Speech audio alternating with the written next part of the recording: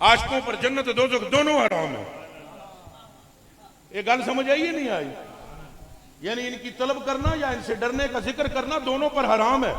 एक मौलवी साहब तकरीर पे करन जनाब तो दुनिया के नुकसानात पे बयान करन के कर रहे सन दुनिया दे इस दुनिया कुत्ती भी है दुनिया कुत्ती में ये दुनिया पास से गुजरी राबिया बसरिया और हसन बसरी तो आपने हसन की तरफ देखकर कहा देखा कितना बड़ा दुनिया का तलबगार है।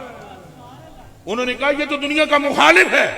कहा ये दुनिया का मुखालिफ नहीं, तूने सुना नहीं कितनी देर से हमारे कानों में दुनिया दुनिया दुनिया दुनिया डाल रहा है।